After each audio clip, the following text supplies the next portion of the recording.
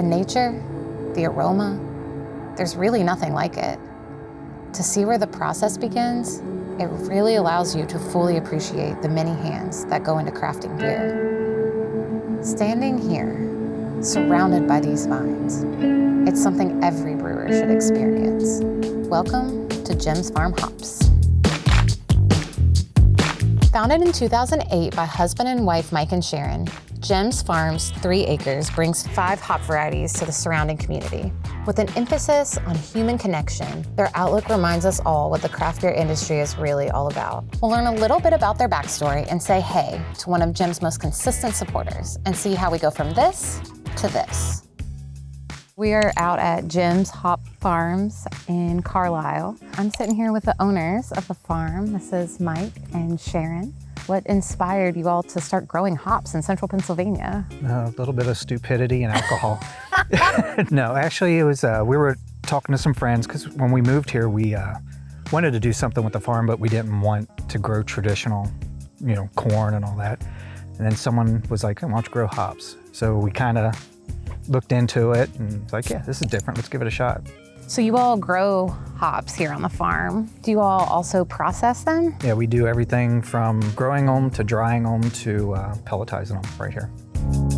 So we happened to run into Jason when we were out here. Jason is one of the brewers over at Lindgren. Why do you all want to come pick hops now at this time? Well, this is hop picking season. All of the hops are maturing and getting to the point where they're ready to be picked. A lot of folks will go ahead and turn them into the T90 pellets that we use, but occasionally you can get over to a hop farm if you know where one's located, and you can get fresh wet hops, put them into your beer, and you get a little bit of different flavor out of it than you normally do with the dried stuff. I don't know a lot of breweries really doing that, so we'd like to try to tap into that.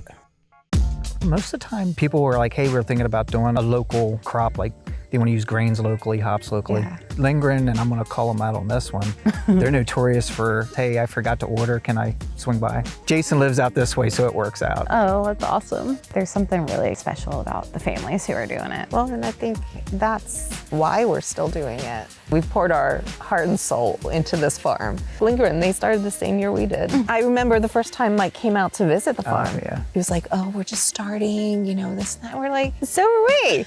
How are you doing? We've kind of grown up with them. And that's why you do this, the people you meet. Cheers, y'all. Located along the Susquehanna in Duncannon, Lindgren Craft Brewery has made its roots right at home for the Lindgren family. Michael, along with his father Clifford, first opened the brewery in 2018. Now, they've renovated a former bank house into a tap room that sits right in downtown Duncannon. Ingrained into their DNA is supporting local community and making sure all who visit Duncannon feel welcome.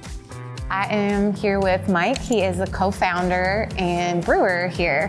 How long have you all been open? So we started the brewery back in 2018. My family has a farm outside of town, and we converted an old milk house. It was this little 16 by 16 foot cinder block building. We actually bought a used 2-barrel system at the time, very much a proof of concept of, one, can we make good beer, and then would Duncannon support a brewery? And we always wanted to be in Duncannon. We bought this building January of 2020, so our timing was quite impeccable on when we actually found a place to build. We built the brewery the last week of 2022.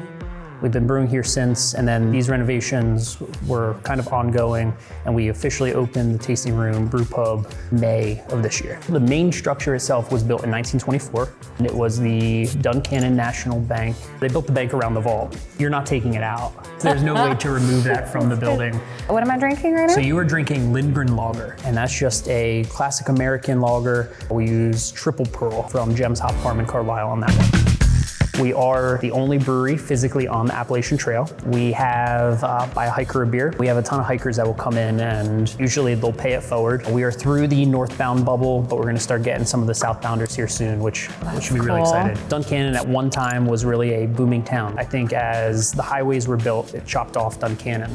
And now a lot of people will go to work in Harrisburg, and there's not really a ton of opportunities to work here locally. Breweries are historically known to help with revitalizing places, so we wanted to do this. Well, thank you. Yeah. Cheers. Cheers, thanks for coming out. Thanks for watching this episode of Cheers PA Beer Tours. Make sure to follow us online and socials and let us know where you want us to go next. Cheers, PA. I called Mike and said, you shouldn't let us out to the farm because everything we touch seems to be cursed. You got affected by the Lindgren curse this morning.